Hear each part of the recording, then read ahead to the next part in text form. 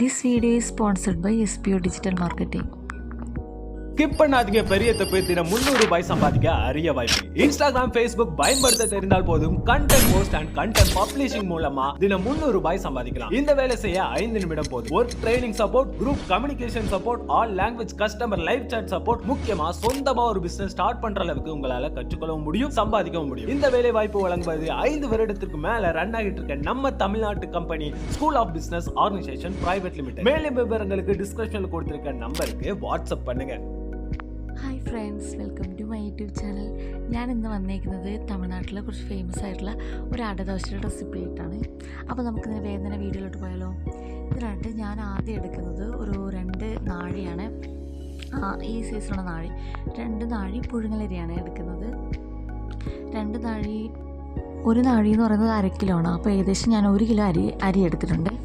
അതിനകത്തേക്ക് ഒരു 100 ഗ്രാം ചെറുപയർ, 100 ഗ്രാം ഉഴുന്ന്, 100 ഗ്രാം നമ്മുടെ സാമ്പാർ പരിപ്പുണ്ടല്ലോ, അതാണ് എടുക്കുന്നത്.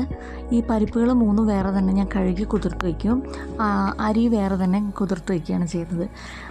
മിനിമം ഒരു 5 മണിക്കൂറെങ്കിലും ഞാൻ കുതിർത്ത് വയ്ക്കുന്നുണ്ട്. പുഴുങ്ങലരി ആയതുകൊണ്ട് തന്നെ ഞാൻ റേഷൻ അരിയാണ് എടുത്തേക്കുന്നത്. പുഴുങ്ങലരി ആയതുകൊണ്ട് കുറച്ച് കുതിരാൻ ടൈം എടുക്കും. പിന്നെ പരിപ്പുകളും കുതിരണമല്ലോ. അപ്പം ഞാൻ അത് മിക്സിയിലിട്ട് അരി കുതിർന്ന് കഴുകിയതിന് ശേഷം ഞാനത് മിക്സിയിലിട്ട് ഒരു ട്രിപ്പ് അടിച്ചതിന് ശേഷം നമ്മൾ അതിനകത്തേക്ക് 1 വറ്റൽമുളക് മുറിച്ചിട്ട് 3 കഷ്ണാക്കിയിട്ട് ഇട്ട് കൊടുക്കുന്നുണ്ട് ഒരു ട്രിപ്പിന്. പിന്നെ അതിൻ്റെ കൂട്ടത്തിൽ നമ്മൾ കുതിർന്ന് വെച്ച നമ്മുടെ പരിപ്പുണ്ടല്ലോ, പരിപ്പും കുറച്ചായിട്ട് ഇട്ട് കൊടുക്കുന്നുണ്ട്. അരി ഒന്ന് ജാറിലിട്ട് നന്നായിട്ട് ക്രഷ് ആയതിന് ശേഷമാണ് ഞാൻ പരിപ്പ് ഇട്ട് കൊടുക്കുന്നത്. അത് നിങ്ങളുടെ ഇഷ്ടം എങ്ങനെ വേണേലും അരയ്ക്കുന്നത്. ഇതുപോലെ കുറച്ച് ഫൈനായിട്ട് അരച്ചെടുക്കാൻ നോക്കുക.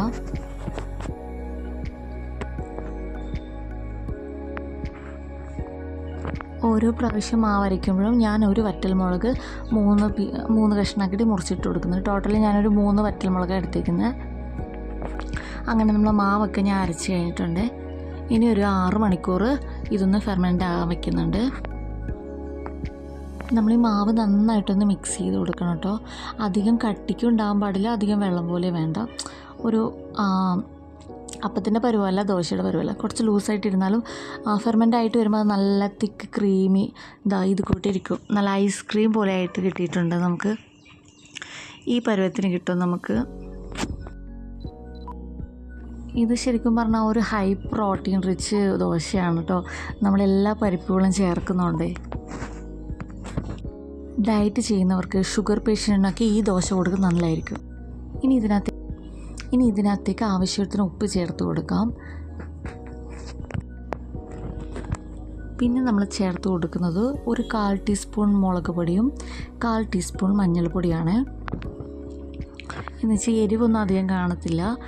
നമ്മൾ വറ്റൽമുളക് മുളക് പൊടി ചേർത്തുകൊണ്ട് ദോശയ്ക്ക് നല്ല എരിവ് ഉണ്ടാകുമെന്ന് ചോദിച്ചാൽ ഒന്നും കാണത്തില്ല. ഒരു സ്പൈസ് കിട്ടാൻ വേണ്ടി മാത്രമാണിത്.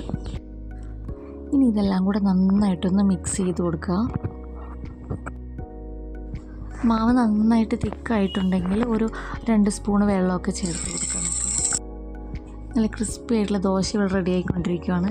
നമ്മൾ മിക്സ് ചെയ്തില്ല, ആ മഞ്ഞൾപ്പൊടിയുടെ ഒക്കെ നന്നായിട്ടൊന്ന് മിക്സ് ചെയ്യണം കേട്ടോ. അതാണ് ഞാൻ മഞ്ഞൾപ്പൊടി കാണുന്നത്. മാവ് നമ്മൾ കട്ടിയോടെ ഒഴിച്ചപ്പോഴും നമുക്കത് ദോശ ക്രിസ്പി ആയിട്ടാണ് നമുക്ക് കിട്ടുക. ഇതിന് സൈഡായിട്ട് പറ്റിയൊരു ചട്നി ഉണ്ട്, തക്കാളി ചട്നി. അതിന് ഞാനിവിടെ 2 മീഡിയം സൈസ് സവാള എടുത്തിട്ടുണ്ട്.